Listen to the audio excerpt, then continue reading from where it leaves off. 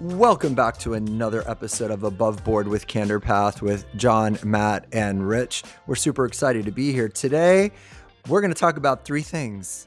Money, money, money, money. Wait, that was money. That was money, four, money, John. money. Dang, man. Rich. Which is why Sorry. John and Matt will answer all the questions that have anything to do with numbers, because clearly I'm at a deficit. How are you guys doing today? I'm tripped up right off the get because I don't know if you noticed, but like across the bottom, this is a little bit of our tech stuff, but it looks like wonky. So I'm hoping the audio comes through clean. Oh, so I'm like distracted already. Matt, Should how we are you? start this over? No, Wow. no. We flow. We don't hit reset? Go.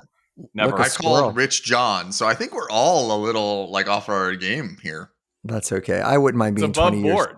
Radical candor. This is us being us. It is Radical us being candor. us. So what we want to spend our time with all of you today, and thank you, by the way, for listening, and thank you for your downloads. Thank you for your attention. Thank you for all your great comments. So we basically gathered a bunch of questions from some of our listeners, from some of my social media folks, and from a couple of the folks that John and Matt work with, and just ask them, what are some things that you think people, just the average human being walking around town, would want to know about money, investing? Now, obviously, we're not here to give you specific investment advice or anything along those lines, but just kind of the general kind of information. This would almost be maybe even a podcast that you'd want your college student or your kids to listen to, but you're sitting there listening to it as well, pretending like you know exactly what's going on, but it's for you also. So I'm going to take the lead with that. Does that sound like a good plan? Are you guys ready for some Q&A?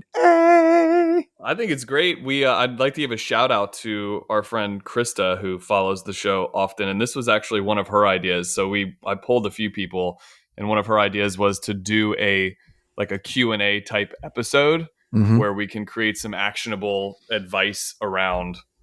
Probably shouldn't use the word advice, but we can create some actionable things around knowledge dropping. We are going to be dropping knowledge bombs. Like we are B-52s of knowledge. That's what we're all about right now. So I'm going to jump in with something that is just a little bit silly and goofy, but it's love when you're silly and goofy. I've ever, yeah, exactly. I don't think I've ever asked you guys this question, but it's okay. I don't watch a lot of TV, but when I do watch TV, there's usually a commercial. It's almost the same commercial, but it's usually different people. And they're like, it's like some guy playing golf. Okay, he's playing golf. Times are strange these days, so I invest in gold. And I always laugh at these commercials. And then the other day I was thinking about that commercial, and then I wondered, like, do people, when they say, quote, invest in gold, do they actually have gold? Like, do they have gold bars or gold coins in their house, or is it kept at some like lockdown in Arizona? What is that? And do people do that? Is that a real thing? Rich, I first have a question back to you. Are you watching daytime television, and was this commercial before or after a Medicare Advantage commercial, or either a payday loan / if you have a settlement? So I'm wondering what time of the day you're watching TV and your level of productivity throughout the day. I work all day. I work all day long. And sometimes you just have daytime television on. Okay, I got That's it. Right. Between reruns of My Green Acres, is that what the show was? I have no idea. Green Acres? Green Acres. They go up on the telephone pole. Okay, anyways. Yeah. I think there's really two answers to your question. And I think, yes, people owning gold, but I think at the end of the day, an investment, let's back up for a second. Let's talk about what the definition of an investment is. The definition of investment is to buy something that you hope has appreciation of value. And I think where gold comes in and silver and maybe any other hard metal comes in is someone says, well, but I can tangibly touch this. Whereas maybe a stock in an investment account, you can't physically touch it. I guess you could have a certificate. I know John has the Atlanta Braves one somewhere, or at least coming its way to the house. But you can physically touch gold and silver and some of those things. And so it gives people maybe some peace of mind that, hey, no matter what happens, this can't move down, and there's always going to be a value assigned to it. And we get this question a lot within our practice. And I think there's no problem with owning precious metals. And I think there's really two ways that they can be owned. The first is what you just mentioned in your question, Rich, is physically owning gold. And that might be literally having a safe and storing gold or silver or something like that inside of it. Now, what's the downside to that? the house burns to the ground and all of that precious metal melts, and now you have just a glob of precious metal. You also have Leprechauns, they steal gold. leprechauns we could have a whole influx of leprechauns coming in and looking for. But really, the theme behind that is that you still have to have a place to store it. So there's still some risk involved with what happens if someone can't get into that safe, or what happens again if there's an issue. So physical storage of it is the number one issue with having a precious metal. Now, you can also buy the certificate form. So you can buy an investment. And there are various investments out there that track the price of gold up and down. And so there's a ticker symbol you can go out and look up.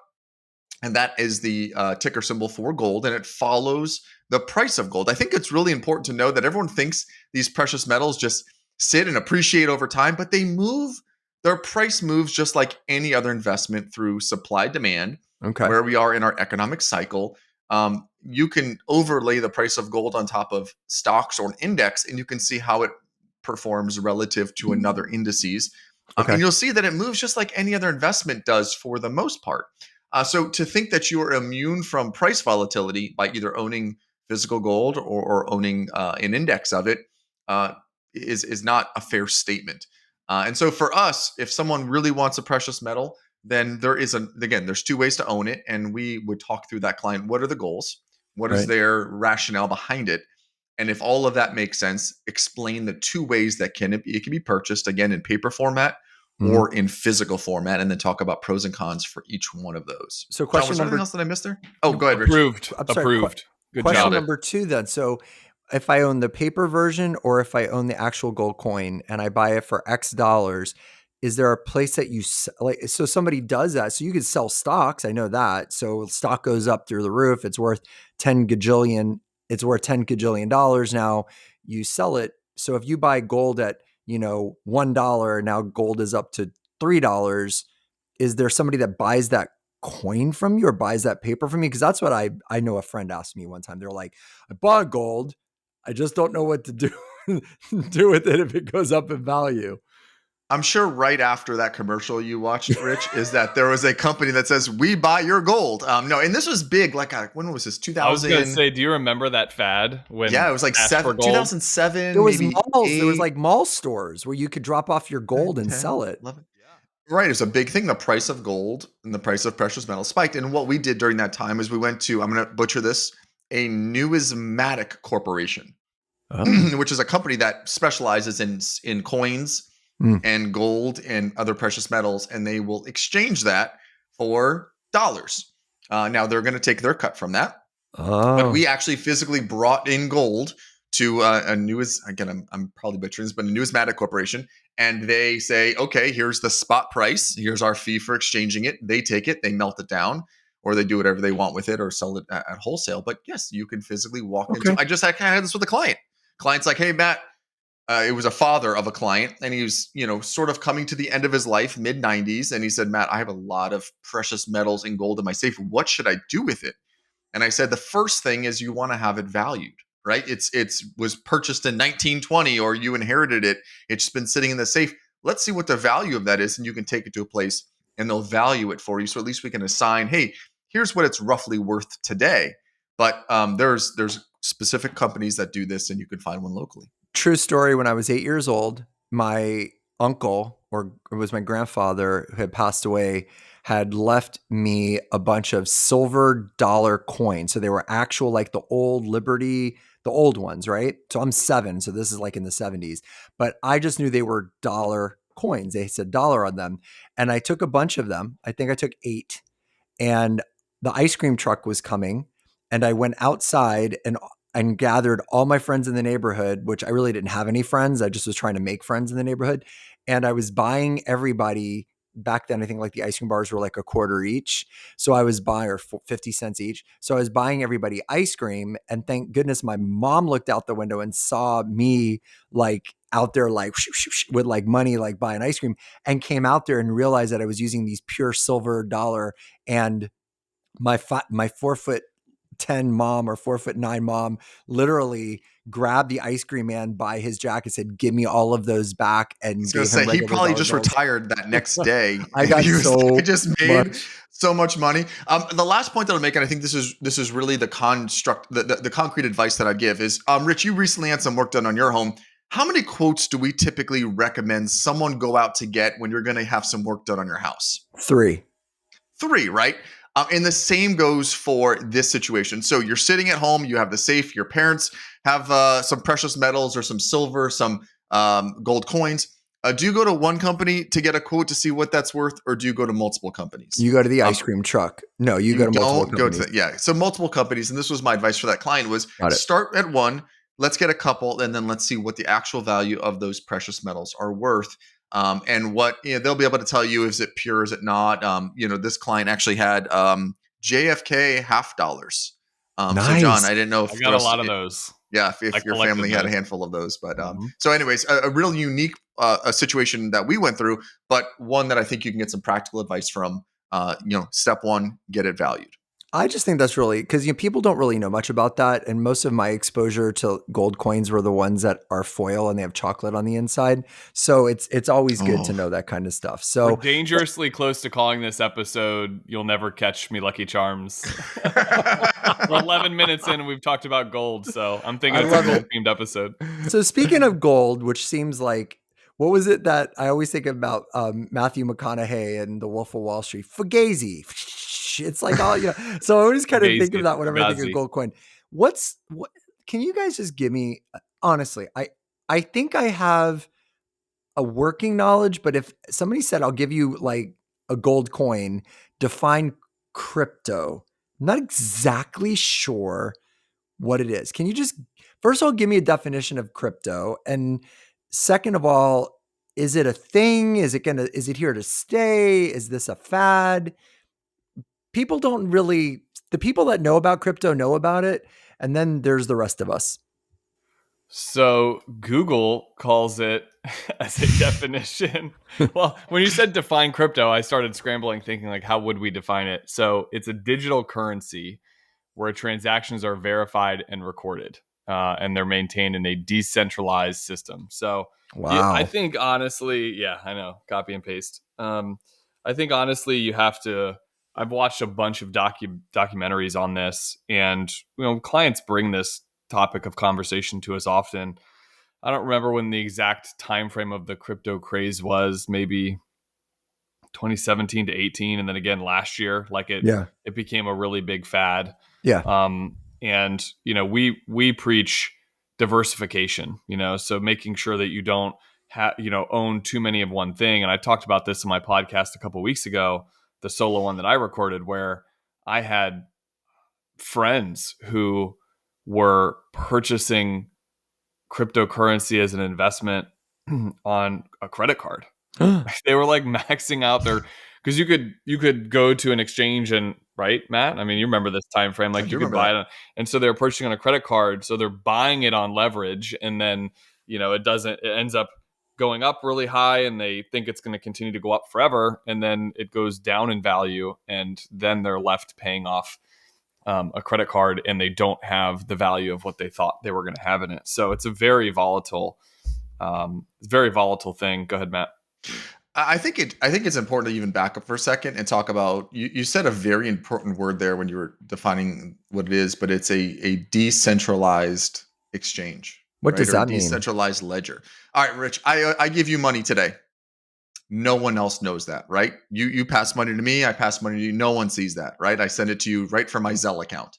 Well, actually, now the IRS is going to be looking at that, but that's a whole nother podcast and a whole nother conversation. No one knows that I just gave you money. However, on a decentralized exchange, just like John just mentioned, everyone sees that I just gave you money. And that sort of legitimizes the fact that I just paid you and you either provided a service or now you own a specific amount of currency because it is now decentralized. Everyone can see that. And I think the underlying technology that is present in what that very small statement I just said is incredibly valuable. Hmm. When companies are looking to pass money back and forth, there are pass exchange goods for money or some sort of value, that it's now public record. That part of it makes sense. There is a physical ledger that is out there that you can look. Now you have to be able to know what my my code is and what Rich's code is, but a lot of this is public. You can see money moving from one account to the other. It's perfectly public record. Okay. And that part of what is going on in cryptocurrency is amazing. Well, Where I see, go ahead, John. Well, I was just going to define that. What you're referring to is called the blockchain. And that's like a lot of banks, for example. I mean, there's a lot of people that are interested in that technology and that idea that, to Matt's point, if add one layer of it. If I write you a check and Rich, I give you a check, there's my bank verifying that I have that amount in my account and your bank verifying that they're receiving the amount for that check, and then it's being deposited in your account. So you have you have my bank and your bank confirming that that transaction occurred in addition to you and me. The technology with blockchain is that there's hundreds of thousands of methods to confirm that that transaction occurred, instead of just one bank saying, yes, we sent the money, the other bank saying, yes, we received the money. Which is like, you think about buying a house and this antiquated system of, I mean, but think about writing a check for, like, when you have to wire the money for your closing day. It's like you have a 6-figure wire because you're putting your deposit down on your home. You sold your home and you're wiring money for your new home. That is a wildly stressful event because you're writing down the routing number and you're hoping that those wire instructions are correct. And if it's off by one digit, did that money just disappear? Yeah. That's so in some regard, that blockchain technology is something that seems to be of interest to a lot of people, and we may all benefit from someday. And that's the good side to it. Now, there's always going to be a downside to it. And the downside to it, in my humble opinion, is the fact that there is an exchange out there which will allow you to buy and sell these currencies at a very quick pace. And that then turns it into a very commoditized industry. And that's what you see, the rise and fall in value, is what someone believes that a certain cryptocurrency is worth and what someone may buy for it. And this area of our industry is very unregulated. Stocks are very regulated, right? There are rules about what information they can disseminate to the public. There's insider trading. It's all managed by the SEC, the Securities and Exchange Commission. I think the area that gets very scary with the crypto side is that there's very little regulation built around it. And there's a lot of fads and trends that are just based upon momentum. Someone tweets something and all of a sudden the value of a particular cryptocurrency skyrockets in value. There was no fundamental change. There was no earnings. There was no, hey, we have a new widget we're selling tomorrow.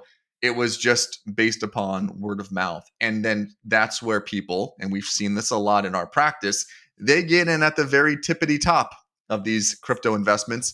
And then the value just evaporates or erodes and they're left holding the cards. And that's the problem with us doing something where we don't understand what is happening, and us being, a retiree or really anybody who really should be taking a little bit more of a conservative stance on their investments. Is there something not like for the faint of heart? That's for sure. Yeah. Is there something like with Bitcoin where I've never asked this question. God, this might be so dumb, but I'm just going to ask it.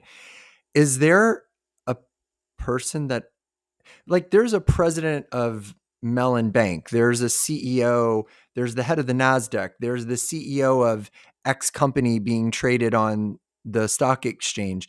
Is there a person that, I don't know, this is going to be so dumb, that owns Bitcoin or started Bitcoin? No, it's just this. Well, yes and no. Right, it's unknown, I guess, is the better Really? answer. What's that mystery guy's name again? The guy that invented it. Yeah, Sato.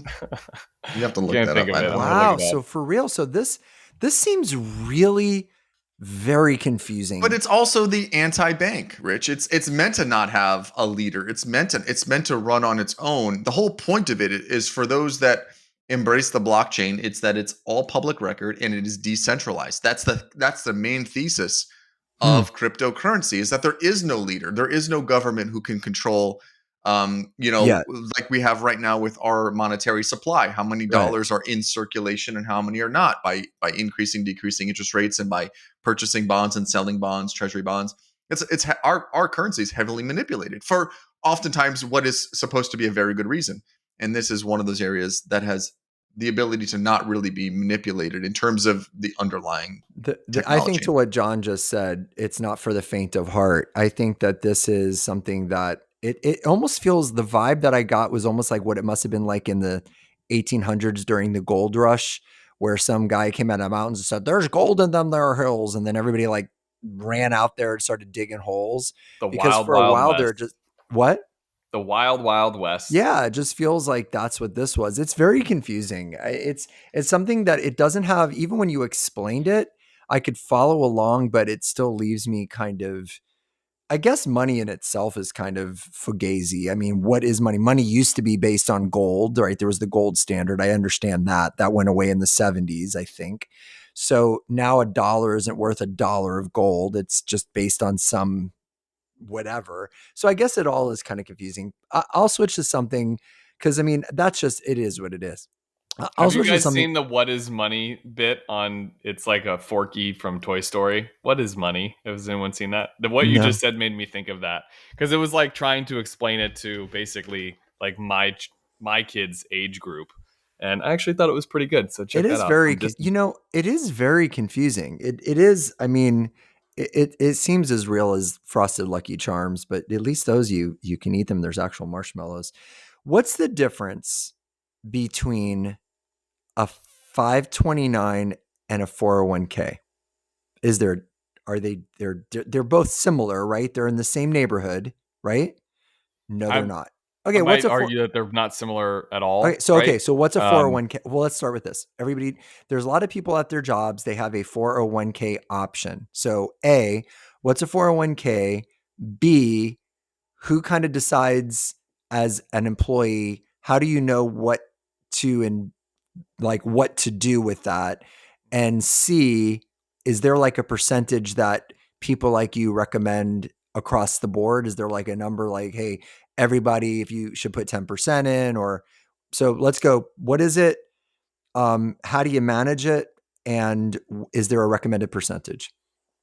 Well, just for starters, just to differentiate, the 529 plan is a vehicle for college savings for your kids or grandkids.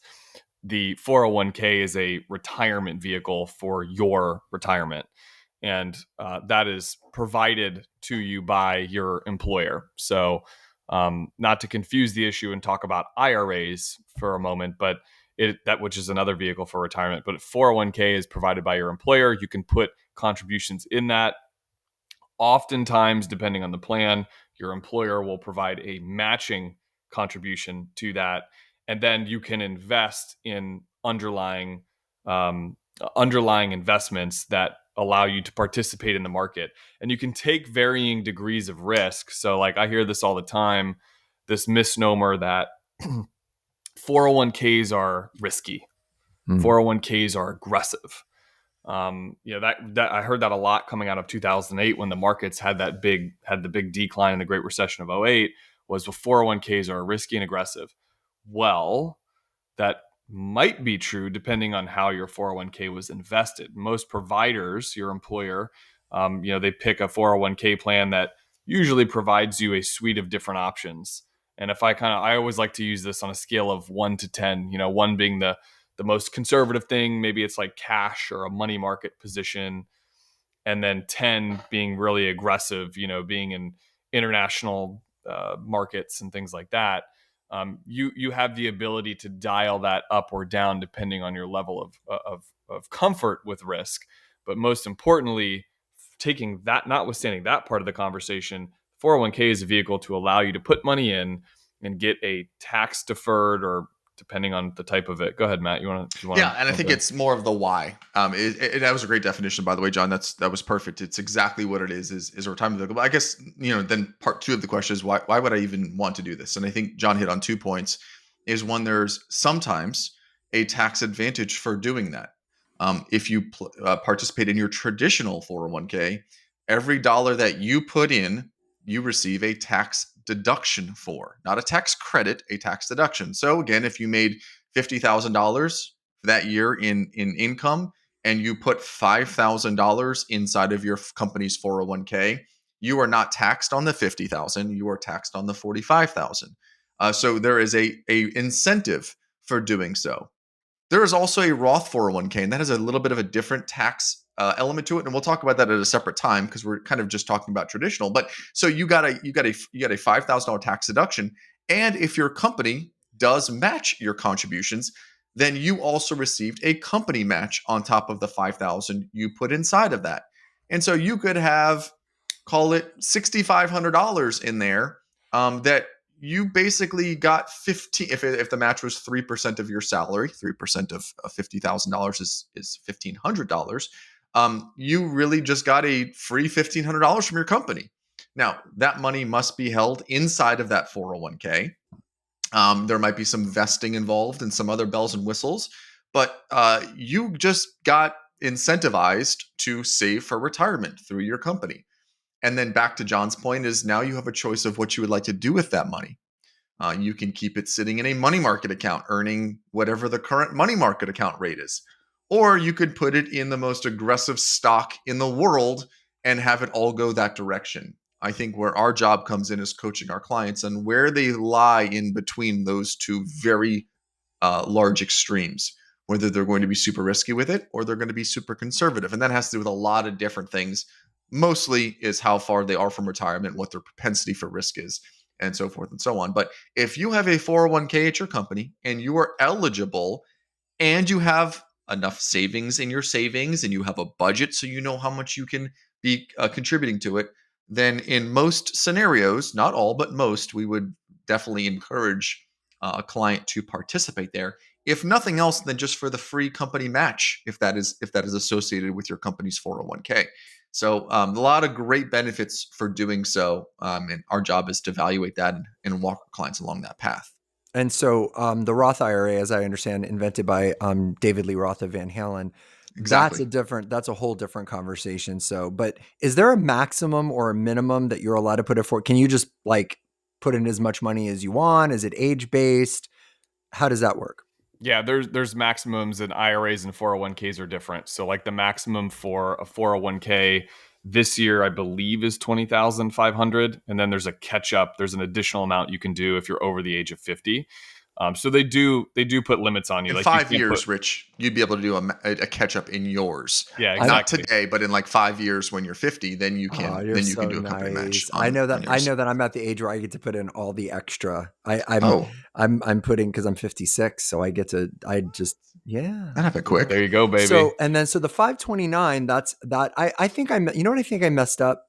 It was the 401k and then there's what's the one if you work for the government or a public 403b. that's what I was thinking because I Yeah. used to work for a county organization. I worked at a county hospital and I had a 403b, which was basically just the public sector version of a 401k.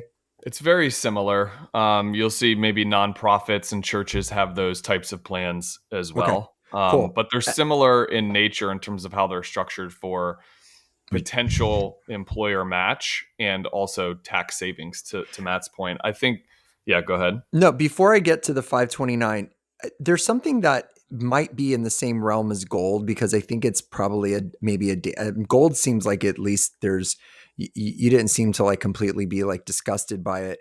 But as new as crypto is, are there still pensions? Do people still get pensions or is that kind of a thing of the past? That was sort of the point that I forgot to mention when I was talking about the why behind the 401k is, pensions have really gone away, right? They're very expensive to administer. Our lives, thankful to technology, we're living longer. Right. And so a pension is by definition you cannot outlive your money with a pension. And so Mm, because of that, companies did move away from the pension retirement plan. Also, people are not staying at jobs like 30 years or 40 years right. like they did back in the day. Right. They switch a lot. So the pension model is very, very old and is not typically used these days, which is really why the 401k came along. It was another way to save for retirement. It was a company sponsored retirement plan instead of and they really use two terms for it. There's defined benefit or defined contribution. And a 401k is a defined contribution plan. A pension is a defined benefit plan.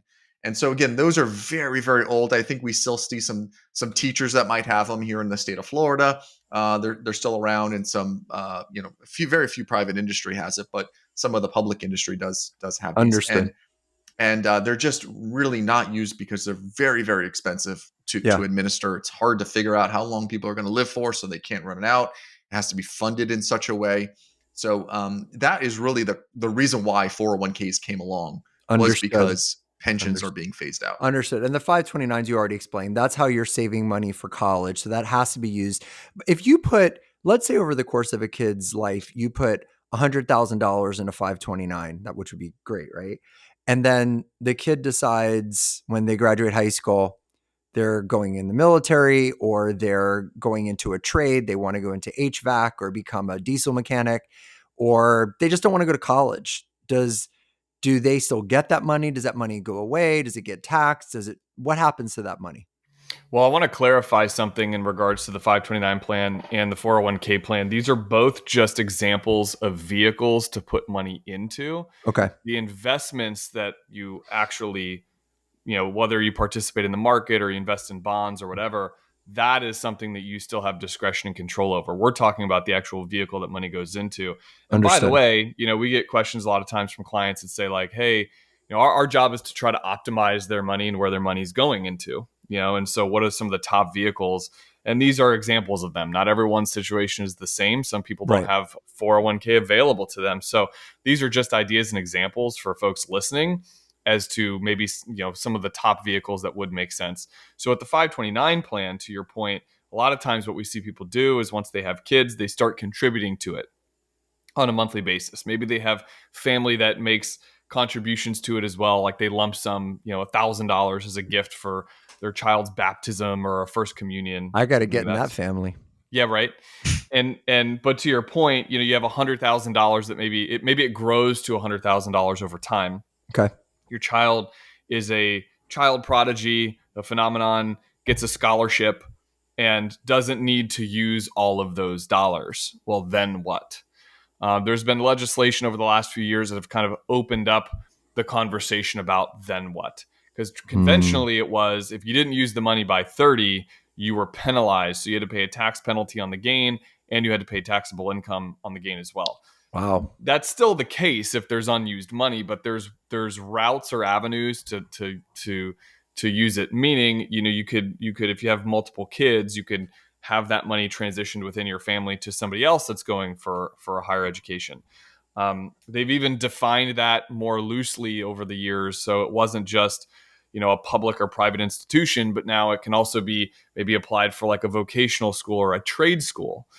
And most recently, there's an opportunity. I'm not going to explain the mechanisms of it because it's kind of complicated. But most recently, there's an avenue where you can take some of those dollars and convert them to a Roth IRA in the name of that child. At which point, if you decide, hey, there's money here and it's going to go left unused, we're going to pay a penalty for it. And I really think it is a cool planning technique. While most people do extinguish all of the money inside of the 529 plan, I mean, college is not cheap. Also, they do allow for K through 12 now to be used for a 529 plan. The power of the 529 plan, Rich, is not to be putting money in today and take it out tomorrow. It really is longevity, right? So you want to start that 529 plan not when a child is in 12th grade getting ready to go to college. You want to do it as early as possible because there's not a ton of tax benefits on the front end of putting money into a 529 plan. The tax benefit is really not paying taxes on the long-term growth. Now, notice the word I said there, long-term growth. Yeah. Long-term is not a senior or a junior getting ready to use it for their freshman year of college. That's not defined as long-term growth, although there still might be a reason for doing so. And John really did hit on a good point. As of, I think, last year, legislation came through which allows you to take some of that money, if it is unused, and turn it to a Roth. And we didn't really spend a lot of time talking about a Roth IRA, but a Roth IRA is a very powerful retirement vehicle that can be used for someone who is young and who has a long time to go before retirement is going to take place. And it's even so critical that one might even pay for college out of their own pocket and allow that 529 plan to do this conversion to a Roth and set that child up at the beginning of their life, beginning of their careers with a little bit of a nest egg and money that they maybe won't touch, and that can grow long term. A lot of rules surrounding that, the way that conversion happens. But one of the biggest rules, and we're not going to go into all of them, but the account must be open for 15 years before this conversion to a Roth can take place. Okay. Again, going back to what I said a moment ago, is you want to start these, even if you start one really, really young, just start a 529 plan, put a few bucks inside of them. They're generally low. There's low beginning, initial contributions. But starting the clock on that 15 years, and then there's another window that only a certain amount can go in those last few years, so that you can't just max fund it and then flip it over to a Roth. So there's some rules around it. We work with our clients one on one there, but it was a really valuable piece of legislation that came out very recently, and it sort of changed the way I've looked at using Roths. I know personally for my kids, and for some of our clients who are maybe able to assume some of those college expenses out of their own pocket and let those Roths continue to grow and Right. then flip it around. So And I think and it's a I pretty cool planning opportunity John touched on. And I think the cool thing is for folks like you that do what you do, everybody's different, right? I come to you as a client with my situation, the age of my kids, my age, how much money I make, how much money I've saved. It's not a cookie cutter approach where you're like, everybody if they have a 401k at work, they do this, and everybody does a 529. Like for everybody, it's going to be a different thing, like you said.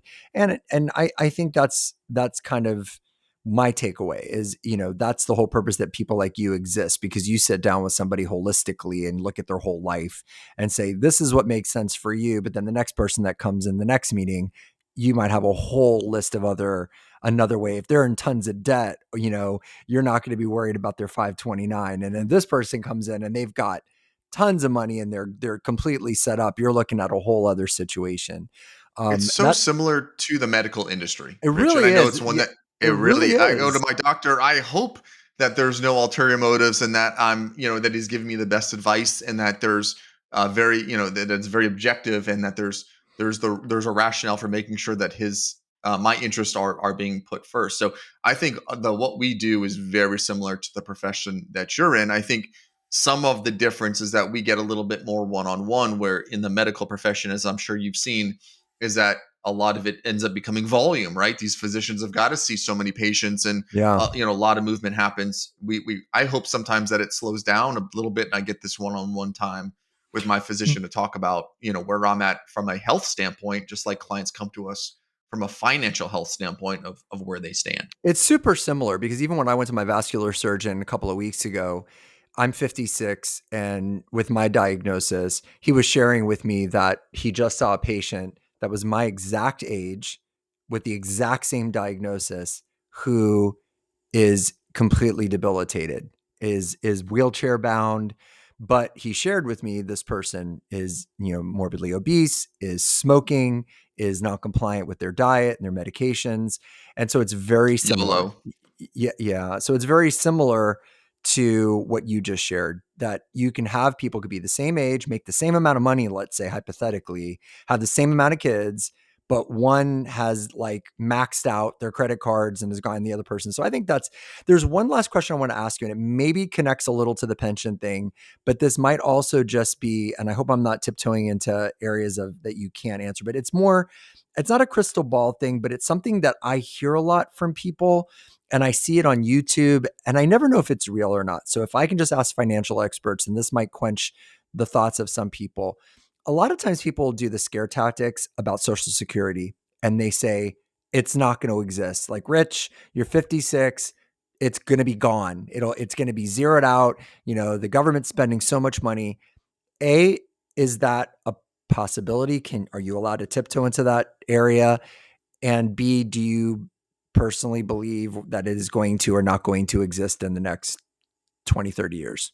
There's a lot of pending legislation that, even with just a handful of minor tweaks, a combination of them, even just one of these tweaks, that it would extend Social Security for many, many years.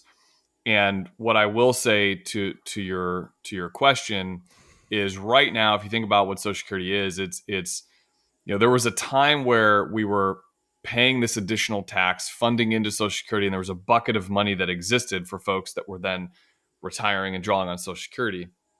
Well, longevity is different than it was Yeah. 40 and 50 years ago. Yeah. And so people are living a lot longer. And I don't remember exactly when this is a bit of the historical background of it, but at some point it became a combination of pulling from that bucket of money and a pay as you go system. So Rich, you, myself, Matt, we all we work, we make an income, and part of our income, there's a portion called FICA tax that pays towards that. So that's part of that Social Security tax we're paying into that system. And so it's part of it's pay as you go, part of it's pulling from that trust fund. I don't remember when the projected run out date of that fund is, or that bucket of money is, but eventually, I guess the course that we're on is we'll eventually go pay as you go system. And so I think for the folks that are probably close to retirement or in it right now, likely won't see, I mean, this is like prognosticating, but they likely won't see a big change or ripple effect to them in their benefit. It's really the conversation of legislation today would impact people like my benefit in decades to come. You know whose fault it is? It's the boomers, right? World War II Oh, ended. Everyone came wow. home. One We shot. had, we got the whole, and now we have so many boomers as clients. We generally love the boomers. But I mean, in all actuality, when you have more people Well, coming really, into a system, you would be blaming the greatest generation who had the boomers, which I know, is but we could I still wouldn't blame. I They're wouldn't not here. I mean, most of them are okay, the calm down. generations. Okay, I don't know if I could say that. Okay, so yeah, just to clarify some of John's comments, spot on with it. I agree with all of it. Rich, and I'm just going to throw a number out. You pay FICA tax or you pay Social Security tax. Not you. A person does on the first $150,000 or so dollars of income. Mhm. So we talked about what changes could take place, right? It is projected to run out. There's more people receiving benefits than are going into the system. That's a problem. So what are some things that could change down the road legislatively? First is they could say, well, you're not going to pay tax on the first 150,000 of income. You're going to pay FICA tax on the first $200,000 of income. Uh-huh. So right there's one small change that could be done. Now it's not going to be very popular. No one likes having taxes raised, but that's one thing that could change. And that number does go up each year a little bit. Usually it's assigned to inflation or CPI or something like that. The IRS comes out or Social Security Administration comes out and says FICA tax is going to be on the X number, first X number of dollars. So again, someone who makes $1 million is only paying FICA tax, this Social Security and Medicare, it's actually combined, on that first 150. So there could be there already is a Medicare one that was sent out, because honestly, if you had to ask me what I was more concerned about, Social Security running out or Medicare running out, my answer is I could find a way to make money in retirement.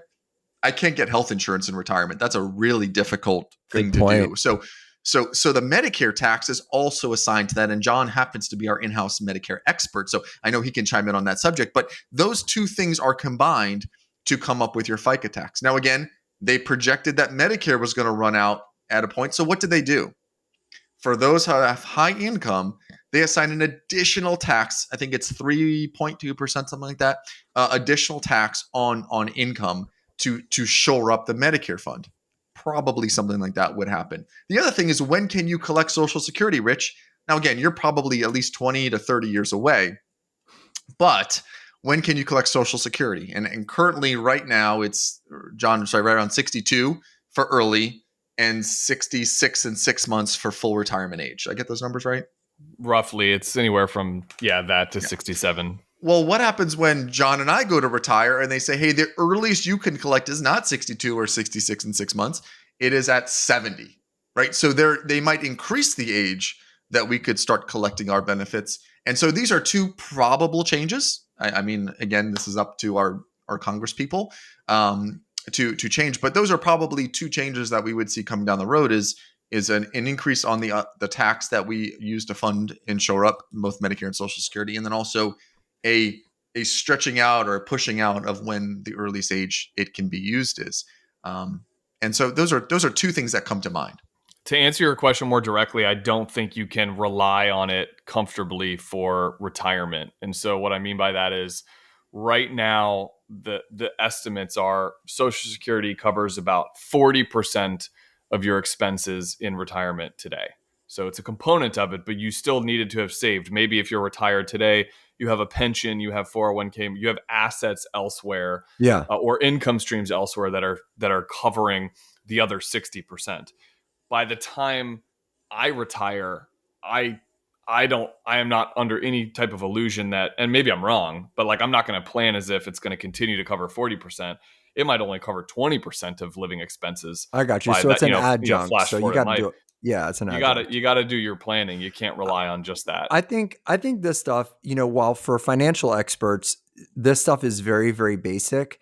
But when you just talk to the average person, there's a lot of fear mongering. The media just puts out stuff that sounds interesting. A lot of people really don't. I mean, honestly, as surprised as I am sometimes with how little people know about their health, I'm sure sometimes you guys are so surprised that, someone doesn't understand, some basics of money. But I think they're very similar, and not to be dramatic, but in some ways our lives depend on it. You need that money to feed yourself, to have shelter, to have your basic needs met. And then Matt brought up, things like Medicare. And I think about when my mom passed away a couple of years ago, and, just being able to have those benefits were life-saving. And even though she passed away, they were also, I was able to get her hospice care and, different things. So this has been a great conversation. I appreciate that people that would be interested in this.